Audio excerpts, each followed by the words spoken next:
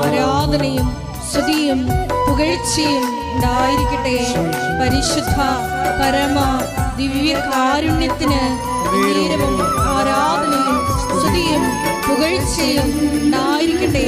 പരിശുദ്ധ പരമ ദിവ്യ കാരുണ്യത്തിന് നേരവും ആരാധനയും സ്തുതിയും പുകഴ്ചയും ഉണ്ടായിരിക്കട്ടെ. ഈ ഉടമ്പടിയുടെ ലക്ഷ്യം തന്നെ എന്താണ്? നിങ്ങളെ പള്ളിയോട് അടുപ്പിക്കുക എന്നുള്ളതാണ്. നിങ്ങളെ പള്ളിയോട്, കൂദാശകളാണെന്ന് പറയും, നിങ്ങൾ സ്വന്തം വികാരിച്ചെടുത്ത് കുമ്പസാരിക്കാൻ പറയും. എന്താ കാര്യം? എവിടെ നിന്നാണ് സാക്രമെൻറ്റ് നിങ്ങൾ സ്വീകരിച്ചത്? ദൈവം നിങ്ങളെ എവിടെ നിന്നാണ് നിങ്ങൾ കൂദാശ സ്വീകരിച്ചത്? ആ കൂദാശയുടെ ഉറവിടങ്ങളിലേക്ക് സഭയെ തിരിച്ചു കൊണ്ടുപോകണം. ലോകത്തുണ്ടായിട്ടുള്ള എല്ലാ പ്രസ്ഥാനങ്ങളും, ഇപ്പോൾ ടെസ്റ്റ്, അതുപോലെ തന്നെ കരിസ്മാറ്റിക് മൂവ്മെൻറ്റ്, അവരൊരു ഗ്രൂപ്പ്, ഒരു പിയർ ഗ്രൂപ്പ് ഉണ്ടാക്കും അവർ. അത് പിന്നെ ഇടവകയിൽ പ്രഷർ ഗ്രൂപ്പായിട്ട് മാറും. തന്നെയല്ല, അവർക്ക് ആവശ്യമില്ലാത്ത എത്രയോ വർഷം ഇരുന്ന ആളാണ്. അപ്പോൾ ഈ ഇങ്ങനെയുള്ള പ്രസ്ഥാനങ്ങൾ വരുമ്പോൾ അവരുടെ ഒരു ഗ്രൂപ്പാണ് ഇടവക വർക്ക് ചെയ്യണത്. ആ ഗ്രൂപ്പാകുമ്പോൾ അവർ തന്നെത്താൻ ചിന്തിക്കണത്, ഇപ്പോൾ കാറ്റഗോമിയൻസ് ഉൾപ്പെടെയുള്ളവരും അവൻ്റെ ഉള്ളിലുള്ള അഹംബോധം എന്താണ്? അവർ നോട്ട് ഓർഡിനറി ക്രിസ്ത്യൻസ്, ഞങ്ങൾ അവരെ മറ്റുള്ളവരെക്കാൾ എന്തോ പുതിയ ആൾക്കാരാണ്, വലിയ ആൾക്കാരാണെന്നുള്ള ബോധം ഉണ്ടാകും. ഞാൻ ഈ ഗ്രൂപ്പുകളൊക്കെ ഒന്നും വിമർശിക്കുകയല്ല, ഇന്നത്തെ ഉള്ള ആൾക്കാർ സ്വയം വിമർശിക്കാൻ വേണ്ടി ഞാൻ പറയണതാണ്. അതായത് എപ്പോഴും നമ്മൾ ചെയ്യേണ്ട കാര്യം വെച്ച് കഴിഞ്ഞാൽ, സഭയുടെ അകത്ത് നിന്നുകൊണ്ട് മറ്റൊരു സഭ ഉണ്ടാക്കരുത്. സഭയുടെ കൂടെ നിന്നുകൊണ്ട് സഭയെ ബലപ്പെടുത്തി കഴിഞ്ഞാൽ, ഉടമ്പടിയുടെ ഗുണം അതാണ്. കാര്യം സഭയെ ബലപ്പെടുത്തും. അതിപ്പോൾ ഒരു നോൺ ക്രിസ്ത്യൻ ആണെങ്കിൽ പോലും കർത്താവിൻ്റെ ആലയത്തിലേക്ക് ഒന്ന് എത്തി നോക്കാൻ അവന് തോന്നും. 10 മിനിറ്റ് അവിടെ കർത്താവിൻ്റെ കൂടെ ഇരിക്കാൻ തോന്നും. അപ്പോൾ സഭയിലേക്ക് ഐക്യപ്പെടുത്തുകയാണ്. ആരെയും മതം മാറ്റുന്നില്ല. പക്ഷേ എന്താ ചെയ്യണത്? അവരുടെ മനസ്സ് മാറ്റി അവരുടെ സങ്കടങ്ങളിൽ അവരെ ചാരി നിൽക്കാൻ അവർക്ക് ബലമുള്ള തൂണ് കൊടുക്കുന്നുണ്ട്. അതാണ് ഉടമ്പടി. അതാണ് മെർലിൻ പറഞ്ഞത്, എനിക്ക് തളരുമ്പോൾ ചാരി നിൽക്കാൻ ഒരു തൂണാണ് ഉടമ്പടി എന്ന്. അതാണ് ഉദ്ദേശിക്കുന്നത്. തളർച്ച എല്ലാവർക്കും ഏത് സമയത്തും വരാം. പക്ഷേ ചാരി നിൽക്കാൻ, ഇപ്പോൾ ഈ ഓട്ടോറിക്ഷ തൊഴിലാളിയാണ്, 40 കൊല്ലം ഓട്ടോറിക്ഷ ഓടിച്ചിട്ടാണ് കുടുംബം പോറ്റണത്. കുഞ്ഞുങ്ങളൊക്കെ വളർത്തിയത്, ഈ പ്രായമായ അമ്മയെ നോക്കണം, എല്ലാം അങ്ങനെയാണ്. അതിൻ്റെ ഇടയ്ക്ക് കൂടി അദ്ദേഹം ഉടമ്പടി ജീവിക്കുകയാണ്. അതുകൊണ്ട് പപ്പ പണ്ട് ഉടമ്പടി എടുത്ത സമയത്ത്, പപ്പ ഇപ്പോഴും ഉടമ്പടിയിലാണ്, പപ്പയുടെ ഉടമ്പടിയുടെ പത്രം ഞാനാണ് പപ്പയും കൂടെ കൊണ്ട് കൊടുത്തുകൊണ്ടിരുന്നതെന്ന്. അപ്പനും മകളും കൂടിയാണ് പത്രം കൊടുക്കാൻ പോണത്. ഇപ്പോഴത്തെ ഈശോ പറഞ്ഞായിരുന്നു എൻ്റെ അടുക്ക 2-3 കൊല്ലം മുമ്പ്.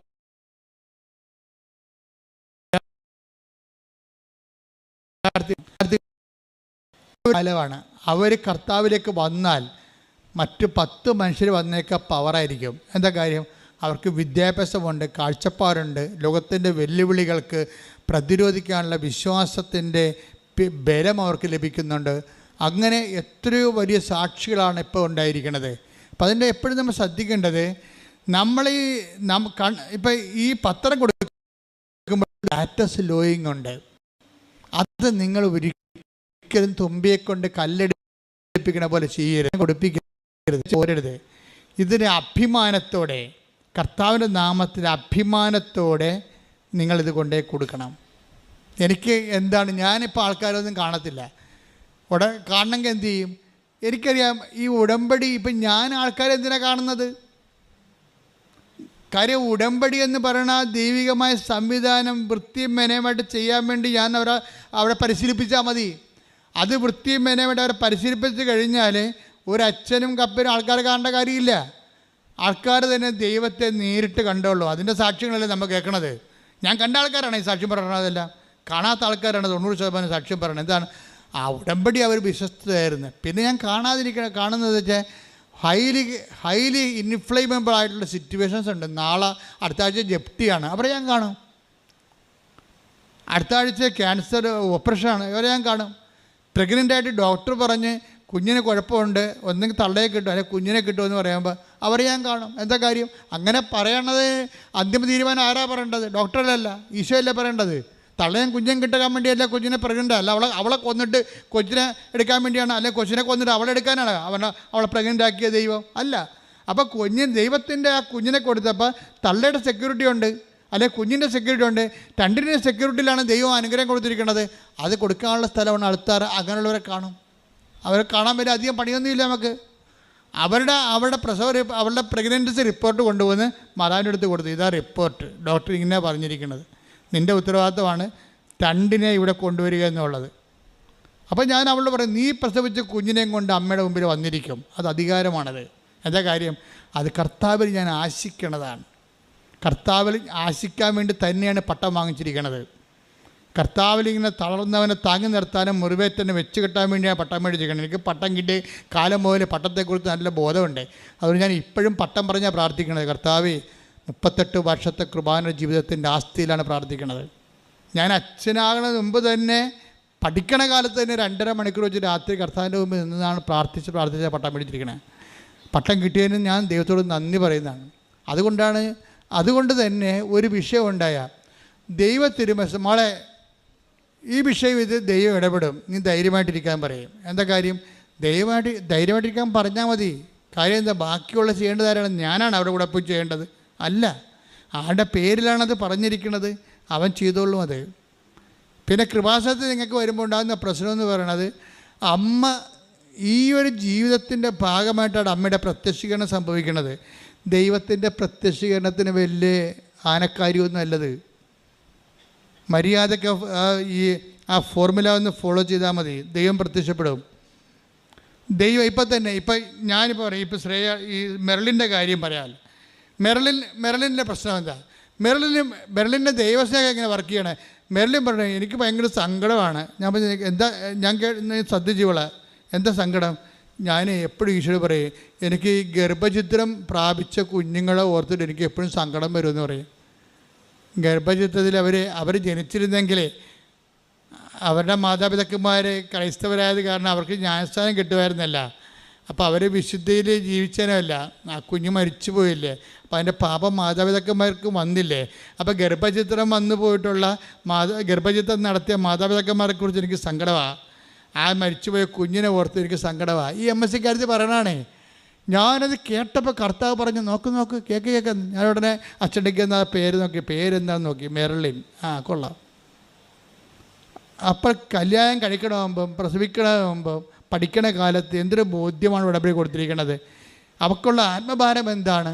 ഗർഭചിത്രം നടത്തിയിട്ടുള്ള മാതാപിതാക്കന്മാരുടെ പാപങ്ങൾ ഓർത്ത് എനിക്ക് സങ്കടമാണെന്ന്.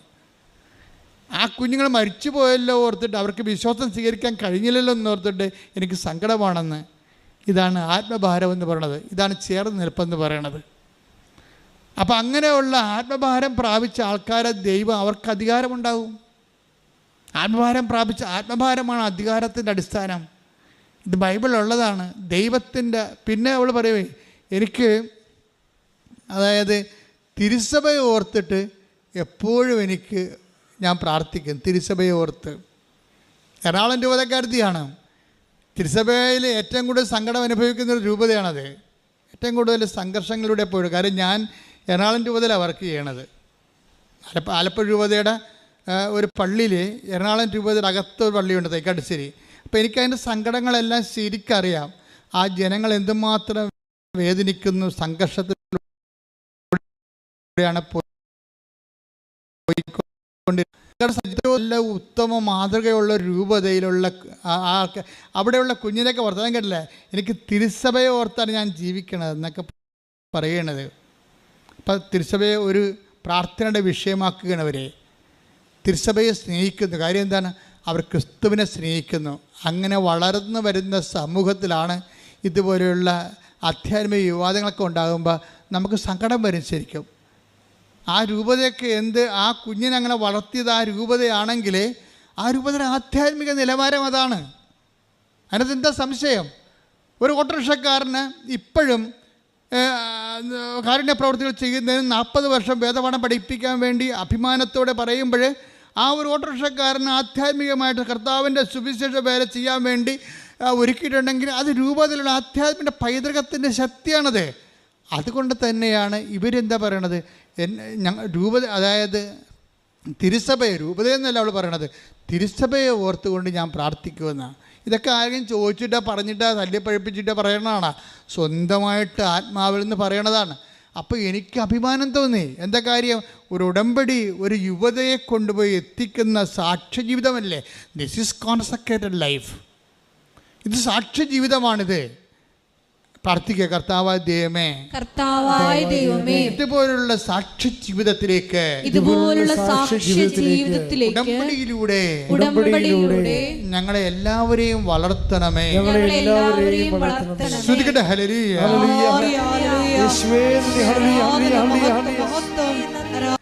നിങ്ങൾ ഇപ്പോഴും വരണ ഒരു ടേസ്റ്റിംഗ് പീരീഡിലാണ് കിടക്കുന്നത്. നിങ്ങൾ പലരും ടേസ്റ്റ് ചെയ്ത്, ഇപ്പം നമ്മൾ അലുവയൊക്കെ വാങ്ങിക്കാൻ നേരത്ത് അലുവക്കാരൻ ഒരു വെട്ടിയിട്ടൊരു കഷ്ണം തരത്തില്ല, തിന്ന് നോക്കാൻ പറയല്ലേ. അവനെ കൊണ്ട് നമ്മളവിടെ നിന്നിട്ട് തീറ്റിക്കും. ചില പാർട്ടിക്ക് ഒരു സ്വഭാവമുണ്ട്, ഈ അലുവ എല്ലാ കടയിലും പോകും, ടേസ്റ്റ് എടുക്കും, അവൻ നിന്നിട്ട് പക്ഷേ വയറും നിറച്ച് വീട്ടിൽ പോകും.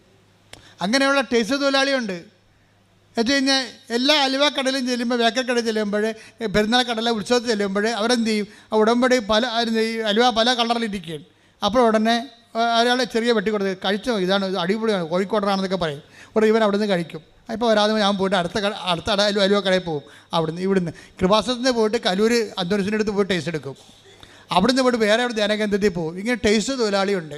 ടേസ്റ്റ് തൊഴിലാളി ഒരു കാലത്തും രക്ഷപ്പെടത്തില്ല. ഉടമ്പടി ടേസ്റ്റ് ചെയ്യാനുള്ളതല്ല, ഉടമ്പടി ജീവിക്കാനുള്ളതാണ്. മര്യാദക്ക് അത് കാശ് മുടക്കിയ സംഭവം വാങ്ങിക്കണം, അല്ലാതെ കണ്ടവൻ്റെ ഓശാരത്തിൽ നിന്ന് ടേസ്റ്റ് അടിച്ച് വയറ് നടക്കാൻ നോക്കരുത്. കാര്യം പറഞ്ഞപ്പോൾ എല്ലാം മനസ്സിലായില്ലേ നിങ്ങൾക്ക്? പല ആൾക്കാരും ഉടമ്പടി ടേസ്റ്റ് എടുക്കുന്ന ആൾക്കാരാണ്. എന്നിട്ട് അവർ ഇങ്ങനെ തൊത്തിയും മുടന്തിയും മുക്കിയും മുളിയൊക്കെ ഈ 90 ദിവസം എങ്ങനെയെങ്കിലും ഒന്ന് അവസാനിപ്പിച്ചെടുക്കും. അപ്പം അങ്ങനെ അവസാനിപ്പിക്കുന്ന കൊണ്ട് തന്നെയാണ് ദൈവം ഈ വിഷയം ആദ്യമേ തന്നെ നിങ്ങൾ ഇവിടെ കൃപാസനത്തിൽ ചവിട്ടുമ്പോൾ തന്നെ അറിയാം, പെരിച്ചാഴി വന്നിട്ടുണ്ട്, ഒരു കഥയുമില്ലെന്ന് ദൈവത്തിന് അറിയാം. എന്താ കാര്യം? സംഭവം നടക്കത്തില്ല, ദൈവത്തിന് പണി കൊടുക്കാൻ വന്നിരിക്കണം. ദൈവം ഒരു അടയാളം കാണിക്കാമെന്ന് നോക്കട്ടെ, എന്നിട്ട് ഞാനിങ്ങനെ ഉടുത്ത് കെട്ടി ഇറങ്ങാം. നീ ഉടുത്ത് ഇറക്കിയിട്ട് ദൈവത്തെ എന്ത് ചെയ്യാം? ഒന്നും ചെയ്യാനില്ല. അപ്പം നിങ്ങൾ ആദ്യം ചെയ്യേണ്ടത് കണ്ണും പൊട്ടി ഇങ്ങനെയുള്ളവരോട് ദൈവം എന്ത് ചെയ്തറിയുക? അഡ്വാൻസ് അല്ല, പറ്റിക്കുമെന്ന് കണ്ടാൽ ഫുൾ എമൗണ്ട് മേടിക്കും. നമുക്ക് വിശ്വാസമുള്ള ആൾക്കാർക്ക് ഒന്ന് അഡ്വാൻസ് വാങ്ങിച്ചാൽ മതി. ചിലരോട് പറയും അഡ്വാൻസ് ഒന്നും വേണ്ട, ഫുൾ എമൗണ്ട് തരും, ഒറ്റ പ്രമാണം. നിങ്ങൾ ഇട്ടച്ച് പോയി. ഇപ്പോൾ റിയൽ എസ്റ്റേറ്റുകാർ ചില ആൾക്കാർ പറമ്പ് മേടിക്കാൻ ചെല്ലുമ്പോൾ ആൾക്കാരെന്താ പറയണത്? ഒറ്റ പ്രമാണം, ഒറ്റ വില, ഒറ്റ പ്രമാണം, അഡ്വാൻസ് ഇല്ലെന്ന് പറയും. എന്താ അറിയാമോ? ഇവൻ നമ്മുടെ മരക്കച്ചവടക്കാരൻ കണ്ടിട്ടില്ലേ?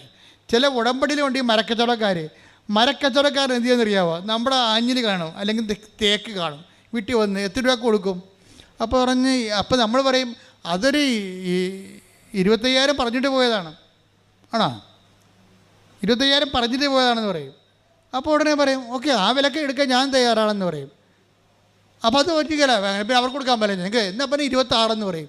26 കൊടുത്തിട്ട് ഉടനെ ഇവർ സമ്മതിക്കും. അപ്പോൾ അവർക്ക് എടുക്കാൻ പോകണം, വീട്ടുകാർക്ക് ഇഷ്ടമാണ്. കാരണം 25,000 രൂപയല്ലേ പറഞ്ഞത്, ഇപ്പോൾ 26 പറഞ്ഞല്ല.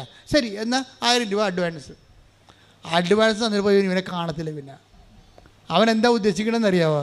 അവൻ ഈ നമ്മുടെ പറമ്പിൽ നിർത്തിയിട്ട് നമ്മുടെ വെള്ളം കൊണ്ട് നമ്മുടെ വളം കൊണ്ട് ഈ തേക്കിനെ അവൻ 5 കൊല്ലം നിർത്തി വളർത്തും. പോരെ പരിപാടി. ഇവൻ വെട്ടിക്കൊണ്ട് പോകത്തില്ല. ഇവൻ വെട്ടിക്കൊണ്ട് പോകാതെ വെട്ടാവേ, ഇപ്പോൾ വരാം, നിങ്ങൾക്ക് 2 റോഡ് വേണം, അവിടെ വീണ്ടും കൊണ്ടുവന്ന് 2 റോഡ് തരും. അപ്പോൾ അതും അഡ്വാൻസാണ്. പിന്നെയും 2 കൊല്ലം നിർത്തും അവൻ നിർത്തി 10 കൊല്ലം കഴിയുമ്പോൾ തേക്ക് വെട്ടത്തുള്ളൂ. എന്താ കാര്യം? അത്രയും നാൾ തേക്ക് നമ്മുടെ മുതുകത്ത് നിർത്തിയിട്ട് അത് വളർത്തും അവൻ. ഉടമ്പടി ചില ആൾക്കാർ ദൈവത്തിന് പണി കൊടുക്കുന്ന ആൾക്കാരുണ്ട്. എന്ന് വെച്ചാൽ ഉടമ്പടി എടുത്തിട്ട് പിന്നെ ഈ ആൾക്കാർ മഷിയോട്ടേക്ക് കാണത്തില്ല, പിന്നെ ഉടമ്പടി ജീവിതമില്ല. ഞാൻ ചോദിച്ചു, ചേച്ചി ഉടമ്പടി എടുത്തിട്ട് പിന്നെ ചേച്ചി എന്ത് ചെയ്ത്? അല്ല, ഞാൻ മകൾക്കൊരു അസുഖമായെന്ന് പറഞ്ഞ് അങ്ങോട്ട് പോയതാണ്, പിന്നെ തിരിച്ചു വന്നപ്പോൾ തിരികെ കാണാനില്ലെന്ന്. അത്രയും ബോധമില്ലാത്ത കന്നുകാലികൾ ഉടമ്പടി എടുക്കുന്നുണ്ട്. അവരെന്തും ആ ഉടമ്പടി എടുത്തിട്ട് ആ തിരികെ കൊണ്ട് വെച്ചിട്ട് മകളെന്തോ അസുഖമായിട്ട് അങ്ങോട്ട് പോയതിന് ശേഷം പിന്നെ വേറെ എന്ത് വീട്ടിൽ പോയി കറങ്ങി തിരിഞ്ഞ് ഒടിഞ്ഞു മടങ്ങി വന്നപ്പോൾ പിന്നെ തിരികെ കാണാനില്ല. ഇങ്ങനെയുള്ള ആൾക്കാരാണ് അഡ്വാൻസ് തൊഴിലാളികളോട് ഉടമ്പടി. നിങ്ങൾ അതുമായിട്ട് ദൈവത്തിൻ്റെ നിങ്ങൾ എപ്പോഴും ശ്രദ്ധിക്കേണ്ട കാര്യം, ദൈവത്തിന് പണി കൊടുത്തുകൊണ്ട് ഉടമ്പടി എടുക്കരുത്. തിരിച്ച് പണി വന്നാൽ താങ്ങത്തില്ല. മര്യാദയ്ക്ക് വൃത്തി മെനവായിട്ട് ദൈവസ്നേഹത്തോടെ ഉടമ്പടിക്കാനുള്ള കൃപയ്ക്ക് വേണ്ടി പ്രാർത്ഥിക്കുക. കർത്താവായ ദൈവമേ, ഉടമ്പടി എടുത്ത് സത്യസന്ധമായി സുവിശേഷവിഹിതമായി ജീവിക്കുവാൻ ഞങ്ങൾക്ക് പ്രത്യേക അഭിഷേകം നൽകണമേ. ശ്രുതികടെ ഹല്ലേലൂയ.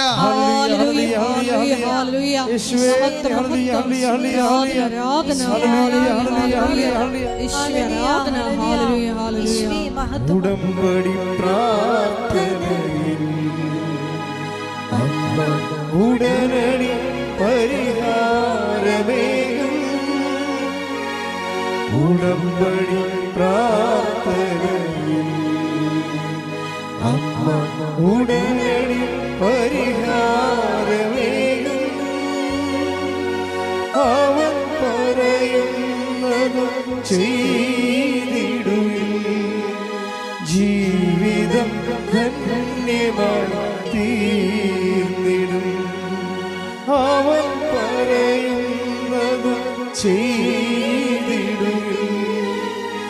ജീവിതം ധന്യമായി തീർന്നിടും. പരിശുദ്ധ പരമ ദിവ്യകാരുണ്യത്തിന് ആരാധനയും സ്തുതിയും പുകഴ്ചയും ഉണ്ടായിരിക്കട്ടെ. എന്തിനാണ് ഉടമ്പടി എടുക്കുന്നത് എന്നുള്ളതിൻ്റെ ഉത്തരമാണ്. അതിൻ്റെ ഒരു മെർലിൻ വേർഷനാണ് ഈ പറയണത്. മെർലിൻ്റെ ഒരു വേർഷൻ ജീവിതാനുഭവങ്ങളാണ്. ഏറ്റവും അവസാനം അവൾ പറഞ്ഞത്, എന്തിനാണ് ഉടമ്പടി എടുക്കണമെന്ന് എന്നോട് ചോദിച്ചാൽ, 3 പ്രാവശ്യം അവൾ പറയുന്നുണ്ട്, എന്തിനാണ് ഉടമ്പടി എടുക്കണമെന്ന് എന്നോട് ചോദിച്ചാൽ എന്ന് പറഞ്ഞുകൊണ്ട് അവൾ ഓരോ ഉത്തരം പറയും. അപ്പോൾ അവൾ അവസാനം പറഞ്ഞ ഉത്തരം, ഞാൻ പറയും ബലം പ്രാപിക്കാനാണ് ഉടമ്പടി എടുക്കണമെന്ന്, ബലം വെക്കാനാണ് ഉടമ്പടി എടുക്കണമെന്ന്. അത് കറക്റ്റാണ്, ആ ഉത്തരം കറക്റ്റാണ്. എന്നിട്ട് അവൾ പറയും, എന്തിനാണ് ഉടമ്പടി എടുക്കണത്? അത് നിനക്ക് എൻ്റെ കൃപ മതി എന്ന് ഈശോ പറഞ്ഞിട്ടുണ്ട്. കൃപയ്ക്ക് വേണ്ടി ഉടമ്പടി എടുക്കണമെന്ന്. അപ്പോൾ എനിക്ക് മനസ്സിലായി, ഈ ഉടമ്പടി ധ്യാനമെല്ലാം അവൾ കൂടുന്നുണ്ട്. ശരിക്കും ഉടമ്പടി ധ്യാനം ഒരു വലിയ സാക്ഷരതയാണല്ലോ ശരിക്കും. അപ്പോൾ അതുകൊണ്ട് എന്തിനാണ് ഉടമ്പടി എടുക്കണത്? ബലം പ്രാപിക്കാൻ. എങ്ങനെയാണ് ബലം പ്രാപിക്കണത്? ബലം പ്രാപിക്കുന്നതിനുള്ള ഒരു ഫോർമുല എന്താണ്? ബലഹീനതയിലാണ് ദൈവത്തിൻ്റെ ശക്തി. ഇപ്പോൾ 2 കൊരിന്ത്യസ് ഇല്ലേ 12:9, take the bed of God. 2 കൊരിന്ത്യസ് 12:9. എന്നാൽ അവിടുന്ന് എന്നോട് അരുളി ചെയ്തു. എന്നാൽ അവിടുന്ന് എന്നോട് അരുളി ചെയ്തു. നിനക്ക് എൻ്റെ കൃപ മതി. നിനക്ക് എൻ്റെ കൃപ മതി. എന്തെന്നാൽ ബലഹീനതയിലാണ് എൻ്റെ ശക്തി പൂർണ്ണമായി പ്രകടമാകുന്നത്. അപ്പൊ ഈ ശക്തി എന്ന് പറയുന്നത് ബലം, അതാണ് സംഭവം. അപ്പം അത് ബലം എന്താണ്? കൃപയാണ് ബലം. ബൈബിളിൽ ബലമെന്ന് പറയണത് ഹോർലിക്സും ബൂസ്റ്റും അല്ല, അത് ഭൗതികമായിട്ടുള്ള ബലങ്ങളാണ്. ആത്മീയ ബലമാണ് കൃപയെന്ന് പറയണത്. ദൈവത്തിൻ്റെ വരപ്രസാദത്തിനാണ് കൃപയെന്ന് പറയണത്. അപ്പോൾ നമ്മളെപ്പോഴും നോക്കുന്നത് ദൈവത്തെ എങ്ങനെ പ്രസാദിപ്പിക്കാൻ കഴിയും. ദൈവവരപ്രസാദം നേടിയെടുക്കാനുള്ള ഒത്തിരിയേറെ സൊല്യൂഷൻസും ഫോർമുലയുമാണ് ഉടമ്പടിയിലുള്ളത്. ദൈവത്തിൻ്റെ വരപ്രസാദമാണ്. ഇതാ ഞാൻ തിരഞ്ഞെടുത്ത എൻ്റെ ദാസൻ. 12 വായിച്ച് 12:18 മത്തായിയുടെ സുവിശേഷം. മത്തായി 12:18. ഇതാ ഞാൻ തിരഞ്ഞെടുത്ത എൻ്റെ ദാസൻ. പറഞ്ഞ ഇതാ ഞാൻ തിരഞ്ഞെടുത്ത എൻ്റെ ദാസൻ. എൻ്റെ ആത്മാവ് പ്രസാദിച്ച എൻ്റെ പ്രിയപ്പെട്ടവൻ. ഞാൻ അവന്റെ മേൽ എൻ്റെ ആത്മാവിനെ അയക്കും. അപ്പോൾ അതാ ഞാൻ തിരഞ്ഞെടുത്ത എൻ്റെ ദാസൻ, എൻ്റെ ആത്മാവ് പ്രസാദിച്ച എൻ്റെ പ്രിയപ്പെട്ടവൻ. ഇതാണ്, അതായത് നമ്മളെ ദൈവത്തിൻ്റെ ആത്മാവ് നമ്മളിൽ പ്രസാദിക്കണം. അപ്പോഴാണ് ദൈവത്തിൻ്റെ പ്രിയപ്പെട്ട ആളായിട്ട് നമ്മൾ മാറണത്.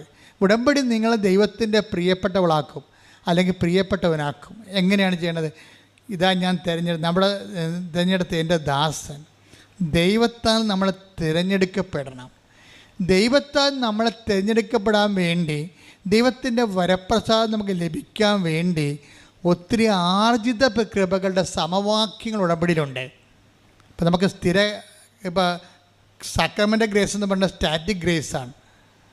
സ്റ്റാറ്റിക് ഗ്രേസ് എല്ലാവർക്കും കിട്ടും. നമുക്ക് ഇപ്പോൾ വിവാഹം ഒരു സ്റ്റാറ്റിക് ഗ്രേസാണ്, പട്ടം ഒരു സ്റ്റാറ്റിക് ഗ്രേസാണ്, സാക്രമെൻ്റ് ഗ്രേസാണ്. ഈ സാക്രമെൻ്റൽ ഗ്രേസിനൊരു പ്രശ്നം, സാക്രമെൻ്റൽ ഗ്രേസ് നമുക്ക് തരണതിൻ്റെ ഉദ്ദേശം അടിസ്ഥാന സാക്ഷരതയാണ് അതിൻ്റെ അകത്ത്. അത് നമ്മൾ ഓരോരോ സാഹചര്യം വരുമ്പോൾ സക്രമൻ്റെ ഗ്രേസ് നമ്മൾ ഉജ്ജ്വലിപ്പിച്ചെടുക്കണം. ഉടമ്പടി സക്രമൻ്റെ ഗ്രേസിനെ ഉജ്ജ്വലിപ്പിക്കും. അല്ലെങ്കിൽ നിങ്ങളുടെ ദൈവ സംസർഗത്തിലൂടെ നിങ്ങൾക്ക് ദൈവത്തിൻ്റെ വരപ്രസാദം ലഭിക്കാൻ പറ്റുന്ന ഒരു മെനുവിലേക്ക് നിങ്ങളെ കൊണ്ടുപോകും. അതിൻ്റെ കാര്യം വെച്ച് കഴിഞ്ഞാൽ 2 വചനങ്ങൾ എപ്പോഴും പറയണത് നമ്മൾ ഗ്രോ ചെയ്യണം. 2 തിമോത്തി 1:6 എടുത്ത് എന്റെ കൈവെപ്പിലൂടെ പറഞ്ഞ് എൻ്റെ കൈവെപ്പിലൂടെ നിനക്ക് ലഭിച്ച ദൈവിക വരം വീണ്ടും ഉജ്ജ്വലിപ്പിക്കണമെന്ന് ഞാൻ നിന്നെ അനുസ്മരിപ്പിക്കുന്നു. ഇങ്ങനെ എപ്പോഴും ഒരു അനുസ്മരണം നടന്നുകൊണ്ടിരിക്കണം. അതിനാണ് ഞങ്ങൾക്ക് വാർഷിക ധ്യാനമൊക്കെ ഉള്ളത്, മാസാന്ത്യ ധ്യാനമൊക്കെ ഉണ്ടാവും. അതിനകത്ത് നീ വീണ്ടും അനുസ്മരിപ്പിക്കുകയാണ്. പൗലോസ് 10 ദിവസം പറയണം. ഈ വീണ്ടും അനുസ്മരണത്തെക്കുറിച്ച് 10 ദിവസം പറയുന്നുണ്ട്. ഈ അനുസ്മരിപ്പിക്കുന്ന സമയത്ത് എന്താ അനുസ്മരിപ്പിക്കണത്? അല്ല, പാമ്പ് പിടിക്കാനും അങ്ങനെ ഓരോ സാങ്കേതിക മേഖലയിലൊക്കെ ഉള്ള ആൾക്കാർക്ക് വന്നിട്ട് ഒന്നും ചെയ്യാനില്ല. അവിടെ അനുസ്മരിപ്പിക്കേണ്ട കാര്യം എന്ന് പറയണത് ഈ കൈവെപ്പിലൂടെ ലഭിച്ച ദൈവിക വരം ഉജ്ജ്വലിപ്പിക്കണം. അതാണ് അനുസ്മരിപ്പിക്കേണ്ടത്. അത് കഴിഞ്ഞാൽ എന്താണ് അനുസ്മരിപ്പിക്കേണ്ടത്? എന്താണ്? എൻ്റെ കൈവെപ്പിലൂടെ പറഞ്ഞ് എന്റെ കൈവെപ്പിലൂടെ നിനക്ക് ലഭിച്ച ദൈവിക വരം. അതാ പ്രശ്നം. ശുശ്രൂഷ ചെയ്യണമെന്നുണ്ടെങ്കിൽ, സ്കിൽഫുൾ ശുശ്രൂഷ ചെയ്യണമെന്നുണ്ടെങ്കിൽ, അല്ലാതെ സൈക്കോളജി പോയി പഠിച്ചിട്ട് കൗൺസിലിംഗ് കൊണ്ടുവന്ന് ശുശ്രൂഷ ചെയ്യാൻ പറ്റത്തില്ല. അത് വരത്തിലാണ് ഇരിക്കണത്. ഇവിടെ സഭയെ ശുശ്രൂഷിക്കാനാണ് ഉദ്ദേശിക്കണമെന്നുണ്ടെങ്കിൽ എൻ്റെ കൈവെപ്പിലൂടെ പറഞ്ഞ് എന്റെ കൈവെപ്പിലൂടെ നിനക്ക് ലഭിച്ചിട്ടുള്ള ദൈവിക വരത്തെ ഉജ്ജ്വലിപ്പിക്കണം. അപ്പം നമ്മൾ ദൈവത്തിൻ്റെ കൃപ നിൽക്കുന്ന വരത്തിൻ്റെ അടയാളത്തിലാണ്. ഗ്രേസാണ്, കൃപയാണത്. ഈ കൃപയെ നമ്മൾ ലഭിക്കാൻ വേണ്ടിയുള്ള എൻട്രൻസ് ആയിട്ടാണ്, അതിൻ്റെ അടിസ്ഥാനമായിട്ടുള്ള ഒരു സ്ട്രക്ചറായിട്ട് നമ്മൾ ഒരു കൂദാശ സ്വീകരിക്കണത്. ഇപ്പം കൂദാശ സ്വീകരിക്കുമ്പോൾ ആ കൂദാശയുടെ കൃപയുടെ സംരക്ഷണം നമുക്ക് ലഭിക്കും. പക്ഷെ കൂദാശയുടെ സംരക്ഷണം ലഭിക്കണമെന്നുണ്ടെങ്കിൽ ആ സംരക്ഷണ മേഖല റേഞ്ചുള്ള സ്ഥലത്ത് തന്നെ നീ നിൽക്കണം. അല്ല, ഒരു ജീവിത പങ്കാളി ഉള്ളപ്പോൾ വേറെ ജീവിത പങ്കാളിനെ തോണ്ടാനും നോക്കാനും പഴയ പ്രേമങ്ങളൊക്കെ കുത്തി ഉണർത്താനും അവിടെ ചെന്നിട്ട് അവരെ വിളിക്കാനൊക്കെ തുടങ്ങിക്കഴിഞ്ഞാൽ ഉടനെ ഈ കൃപാവരം നിനക്ക് നഷ്ടപ്പെടും. പലരും ആൾക്കാരെ വന്നിട്ട് വിവാഹം കഴിക്കണത് ദൈവത്തെ വഞ്ചിക്കാൻ വേണ്ടി കച്ചകെട്ടി എടുത്ത് ഇറങ്ങിയിരിക്കുക. ഈ വഞ്ചന എവിടെ കൊണ്ടേ അവസാനിപ്പിക്കും നമ്മൾ? ഞാൻ മാതാവിനെ നേരിട്ട് കണ്ട ആളാണ്. അതുകൊണ്ട് ഒരു പെലിച്ചായും രക്ഷപ്പെടുത്തുന്നത് എനിക്കറിയാം. കാര്യം ദൈവത്തെക്കുറിച്ച് നിങ്ങൾക്ക് ഐഡിയ ഇല്ല, ദൈവത്തെ നിങ്ങൾ വിശ്വസിക്കണില്ല. അതുകൊണ്ടാണ് പഴയ പ്രേമത്തിന് അത് തേച്ചിട്ട് വന്നിട്ട് പുതിയ ആളെ കല്യാണം കഴിച്ചിട്ട് ഒന്ന് പെറ്റ് കഴിയുമ്പോൾ പിന്നെ പഴയ ആൾക്കാർ മൊബൈലിൽ വിളിക്കണ കാര്യം എന്താ? അവരാവശ്യമില്ലാത്ത അവരുള്ള സ്ഥലത്ത് സെമിനാറിന് പോവുക, അവരുള്ള സ്ഥലത്തേക്ക് അവരുടെ രാജ്യത്തേക്ക് ഒരു എന്തെങ്കിലും സ്റ്റഡി ടൂറും പറഞ്ഞ് പോവുക, പിന്നെ അവരുമായിട്ട് വെക്കേഷൻ കറങ്ങി നടക്കുക, എന്നിട്ട് ഗർഭനിരോധന ഗുളികകൾ ഉപയോഗിക്കുക. അപ്പോൾ ഇങ്ങനെയുള്ള അഭ്യാസങ്ങൾ കാണിച്ചു കഴിഞ്ഞാൽ നമ്മുടെ കൂദാശ ബലം നമ്മൾ ദൈവത്തെ പറ്റിക്കണം. അതുകൊണ്ടാണ് അത് ഉത്തരവാദിത്തമുള്ളതാണ് കൂദാശ ജീവിതം എന്ന് പറയുന്നത്. അല്ല, ആർക്കും തോന്നിയ മാസം പോലെ എങ്ങനെയും ജീവിക്കാൻ പറ്റത്തില്ല. കർത്താവിനറിയാം ഇതിൻ്റെ അകത്ത് ഫ്രോഡ് ഉണ്ടാകും. 90 പേര് 100 പേര് ഇതിൻ്റെ അകത്ത് വന്നാൽ അത് 80 ഫ്രോഡാകുമെന്ന് കർത്താവിനറിയാം. അതുകൊണ്ട് കർത്താവ് പറഞ്ഞ് ചെറിയ അജഗണമേ ഭയപ്പെടേണ്ട, പിതാവ് നിങ്ങൾക്ക് രാജ്യം കൽപ്പിച്ച് നൽകാൻ തരുമോ. അല്ലാത്തവനൊക്കെ ഇവിടെ കിടന്ന് ജീവിക്കട്ടെ, പട്ടി ചാണപടി ചത്തുപോവുകയും ചെയ്യും. ചെറിയ അജഗണമാണ് എപ്പോഴും കൃപയിൽ നിൽക്കുന്നത്. അപ്പം നമ്മളെ സംബന്ധിച്ചിടത്തോളം ഉടമ്പടിയിലുള്ളവർ ഉത്തരവാദിത്തപൂർവമായ കൗദാശ ജീവിതത്തിൻ്റെ പിന്തുടർച്ചയായിട്ടാണ് ഫാൻ ആൻഡ് ഫ്ലെയിംസ് എൻ്റെ കൈവെപ്പിലൂടെ പറഞ്ഞേ എന്റെ കൈവെപ്പിലൂടെ നിങ്ങൾക്ക് ലഭിച്ചിരിക്കണ ദൈവിക വരം വീണ്ടും ഉജ്ജ്വലിപ്പിക്കണമെന്ന് ഞാൻ ആഗ്രഹിക്കുന്നു. ഉടമ്പടി ചെയ്യണത് അതാണ്. നിന്റെ ജ്ഞാനസ്ഥാനത്തിലൂടെ ആയാലും നീ വിശ്വാസം സ്വീകരിച്ച ഒരു അവസ്ഥ, അതിനിപ്പോൾ ഒരു പ്രത്യേകമായ രീതി, നീ യേശുക്രിസ്തുവിൻ്റെ രക്ഷകനായിട്ട് സ്വീകരിച്ചു കഴിഞ്ഞാൽ തന്നെ നിൻ്റെ ആത്മരക്ഷയ്ക്ക് അച്ചാരമായി. അത് വിശ്വാസം മൂലമുള്ള നിൻ്റെ ജ്ഞാനസ്ഥാനമാണത്. പക്ഷേ അത് നീ എന്ത് ചെയ്യണം? അതൊരു കുടമ്പടിക്കാലം കഴിയുമ്പോൾ പിന്നെയും പണ്ടേ പഠിച്ചുണ്ടെങ്കിൽ ഒരു പറഞ്ഞ പോലെ പോകരുത്. ആ കൃപയിൽ നിലനിൽക്കണം. അത് വീണ്ടും ഉജ്ജ്വലിപ്പിച്ച്, അത് പ്രോസസ്സ് ആൻഡ് പ്രക്രിയയാണത്. വീണ്ടും ഉജ്ജ്വലിപ്പിച്ചുകൊണ്ടിരിക്കണം. പ്രാർത്ഥിക്കുക, കർത്താവായ ദൈവമേ, അങ്ങനെക്ക് വിശ്വാസം നൽകി വഴി നൽകിയിട്ടുള്ള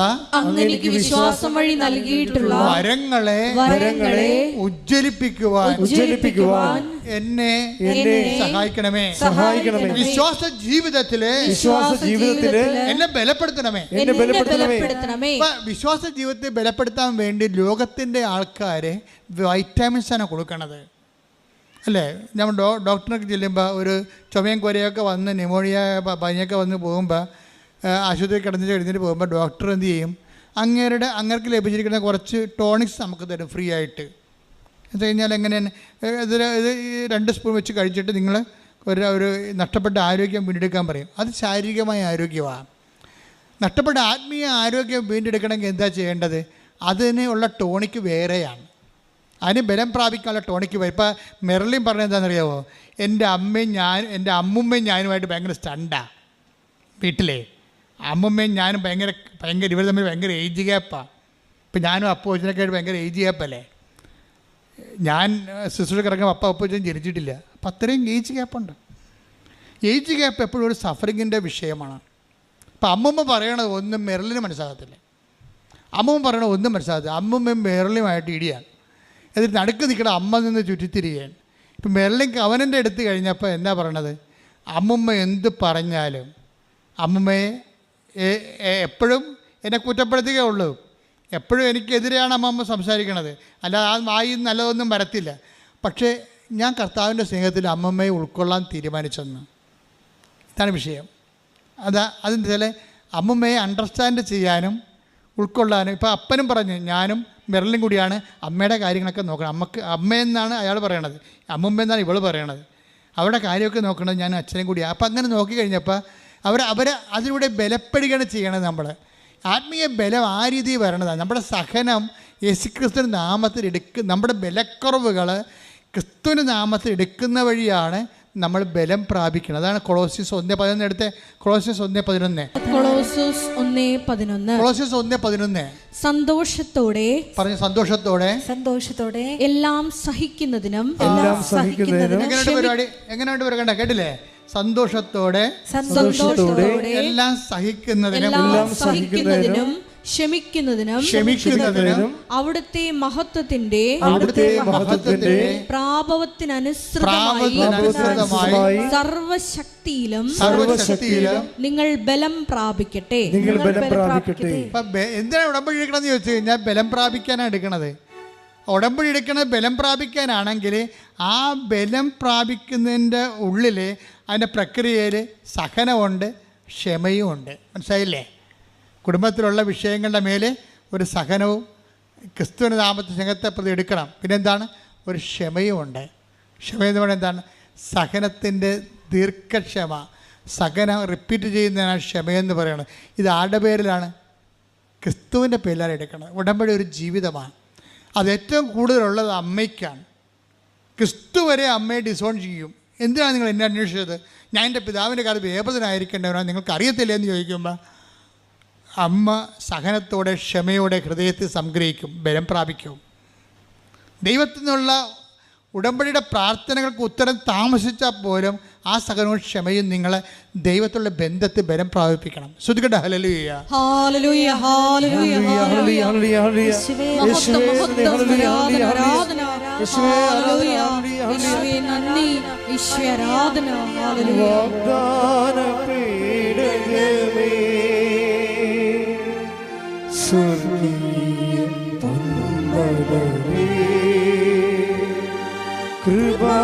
കൃപാസനത്തിൻ്റെ അമ്മേ,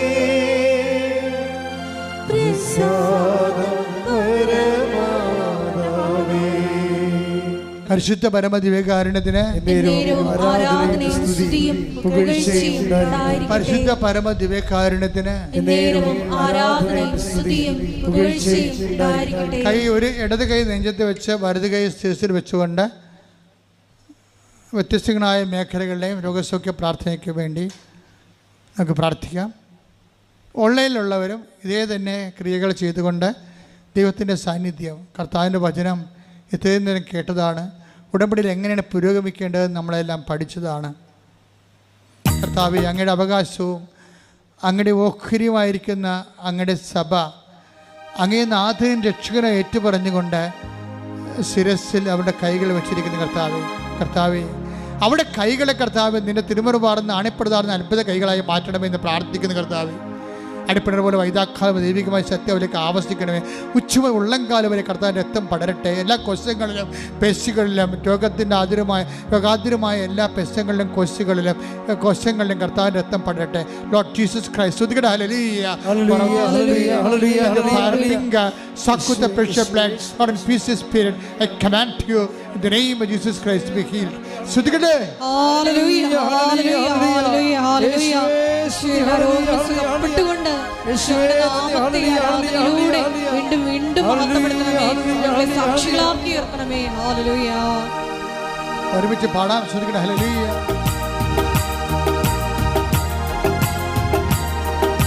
കൈയടിച്ചോണ്ട്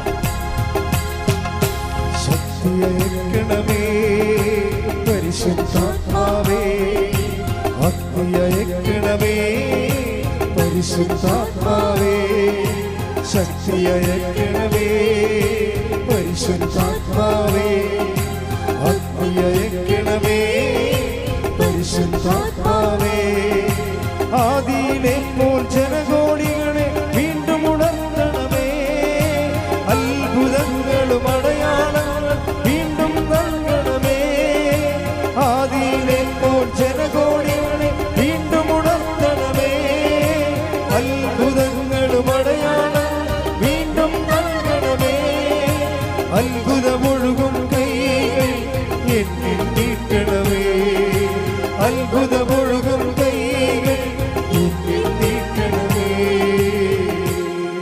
പരിശുദ്ധ പരമദിവ്യകാരുണ്യത്തിന് എന്നേരവും ആരാധനയും സ്തുതിയും പുകഴ്ചയും പരിശുദ്ധ പരമദിവ്യകാരുണ്യത്തിന് എന്നേരവും ആരാധനയും സ്തുതിയും പുകഴ്ചയും ഉണ്ടായിരിക്കട്ടെ. മകളെ, ജോലിയില്ലാത്തവര്, വീടില്ലാത്തവര്, വഴിയില്ലാത്തവര്, വെള്ളമില്ലാത്തവര്, വിസ ഒത്തുവരാത്തവര്, PR കിട്ടാത്തവര്, തിരിച്ചു പോരാൻ ഉദ്ദേശിക്കുന്നവര്, കയറിപ്പോകാൻ ഉദ്യമിക്കുന്നവര്, ഇൻ്റർവ്യൂ ഉള്ളവർ, ടെസ്റ്റ് ഉള്ളവർ, PSC പോലുള്ള ടെസ്റ്റുകൾക്ക് എഴുതിക്കൊണ്ടിരിക്കുന്നവർ, റിസൾട്ട് പ്രതീക്ഷിക്കുന്നവർ, റാങ്ക് ലിസ്റ്റ് ഉള്ളവർ, അപ്പോയിൻമെൻറ്റ് പ്രതീക്ഷിക്കുന്നവർ, ജപ്തി നടപടി നേരിടാൻ പോകുന്നവർ, സാമ്പത്തിക കടമുള്ളവർ, വസ്തു വിൽക്കാൻ പോകുന്നവർ, കുടുംബത്തിൽ സമാധാനം ഇല്ലാത്തവർ, കല്യാണം വിടുവിക്കാൻ പോകുന്നവർ, വിവാഹം ഒത്തുവരാത്തവർ, മക്കളില്ലാത്തവർ, ഉള്ള മക്കൾക്ക് ദുർനടപ്പുള്ളവർ, തെറ്റായ പ്രണയത്തിൽ പെട്ടുപോയവർ, കുടുംബത്തിൽ സമാധാനം ഇല്ലാതെ കേസിലായവർ, പോസ്കോ പോലുള്ള കേസിൽ ചെന്ന് കള്ളക്കേസ് അകപ്പെട്ടിരിക്കുന്നവർ, മറ്റു തരത്തിലുള്ള കേസ് അകപ്പെട്ടിരിക്കുന്നവർ,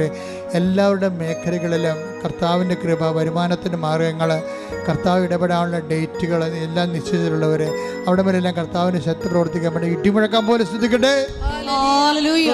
കർത്താവിൻ്റെ ഉന്നതമായ നാമത്തിന് സ്വസ്ഥം ചെന്ന് കർത്താവേ, അങ്ങനെ തിരുമുറവാർന്ന് വലതുകര മക്കളെ സ്ഥിതി വെക്കണമെന്ന് പ്രാർത്ഥിക്കുന്ന കർത്താവേ, വഴിയില്ലാത്തവർ, വെള്ളമില്ലാത്തവർ, വീട് കർത്താവേ, ജീവിക്കാനുള്ള മാർഗമില്ലാത്തവർ, ജോലിയില്ലാത്തവർ, വീട് നഷ്ടപ്പെട്ടവർ, വിസ നഷ്ടപ്പെട്ടവർ, വരാത്തവർ കർത്താവ്, വ്യത്യസ്തങ്ങളായ വിഷമതകളുടെ വേദന അനുഭവിക്കുന്നവർ, സമാധാനം ഇല്ലാത്തവർ, കുടുംബസമാധാനം ഇല്ലാത്ത കുടുംബങ്ങളെ ഒത്തുവരാത്ത കല്യാണങ്ങൾ, മക്കളില്ലാത്തവർ, ഉള്ള മക്കൾക്ക് രോഗങ്ങളുള്ളവർ, തെറ്റായ പ്രണയബന്ധത്തിൽ അകപ്പെട്ടിരിക്കുന്നവർ, കുടുംബത്തിൽ സമാധാനം ഇല്ലാത്തവർ, വഴക്കുള്ളവർ, അതിഥി തർക്കമുള്ളവർ, കേസ് അകപ്പെട്ടിരിക്കുന്നവർ, ജോലിയില്ലാത്തവർ, സാമ്പത്തിക തകർച്ചയുള്ളവർ, സാമ്പത്തിക കടങ്ങളുള്ളവർ, എല്ലാ തരത്തിലും വിഷമം അനുഭവിക്കുന്ന ഇടിമ കർത്താവിൻ്റെ വലിയ ശക്തി ഈ നിമിഷം ഇടപെട്ട് വരികയും മാരക രോഗങ്ങൾ, തീരാവേദിക ജീവിത ദുരിതങ്ങൾ യേശു ക്രിസ്തുവിന്റെ ഉന്നതമായ നാമത്തിൽ മാറിപ്പോകട്ടെ.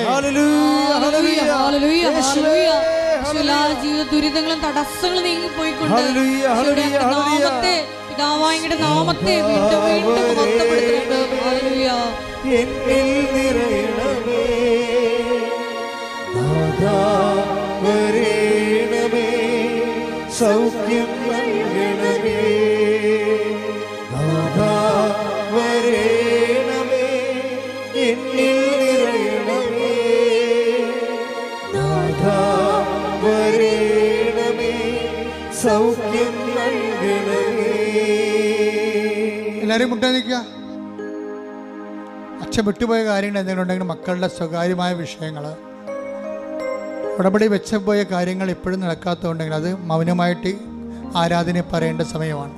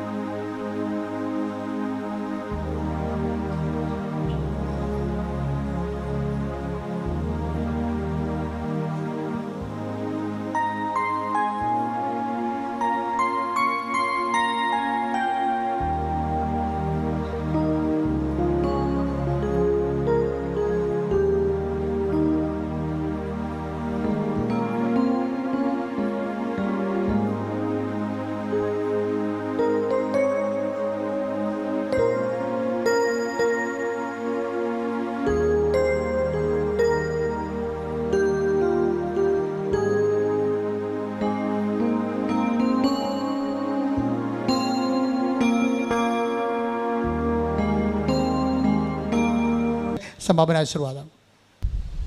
ഒരിക്കൽ കൂടി മരിയൻ ഉടമ്പടിയിൽ സമർപ്പിച്ചിരിക്കുന്ന എല്ലാ വിഷയങ്ങളും ദൈവമാതാവിൻ്റെ മധ്യസ്ഥയിൽ ദിവ്യകാരുണ്യ സന്നിധിയിൽ സമർപ്പിച്ച് നമുക്ക് പ്രാർത്ഥിക്കാം. ശതാധിപനെ പോലെ ദൈവസ്നേഹത്തോടെ ജനങ്ങളെ സ്നേഹിച്ചുകൊണ്ട് കാരുണ്യ പ്രവർത്തികളിലൂടെയും പ്രേക്ഷിത പ്രവർത്തനങ്ങളിലൂടെയും എല്ലാം ഈശോയ്ക്ക് സ്വീകാര്യമായൊരു ഭവനം, ദൈവത്തിൻ്റെ കൂടാരം നിർമ്മിച്ചുകൊണ്ട് കൃപയിൽ വളരുവാൻ ഞങ്ങളെ ഓരോരുത്തരെയും അഭിഷേകം ചെയ്യണമേ എന്ന് പ്രാർത്ഥിച്ചുകൊണ്ട് ശിരസ് നമിച്ച് നമുക്ക് ദിവ്യകാരുണ്യനാഥൻ്റെ ആശീർവാദം സ്വീകരിക്കാം.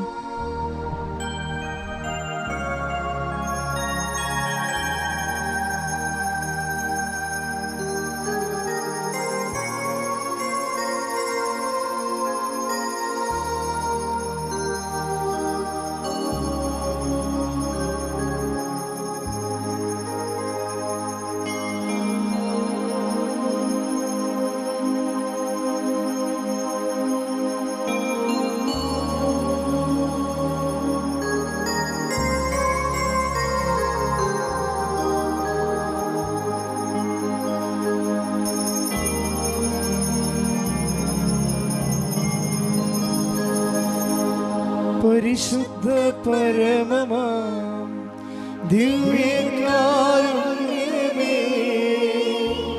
എന്നുമെന്നും അങ്ങേക്കാരാധന. പരിശുദ്ധ പരമമാം ദിവ്യകാരുണ്യമേ, എന്നുമെന്നും അങ്ങേക്കാരാധന.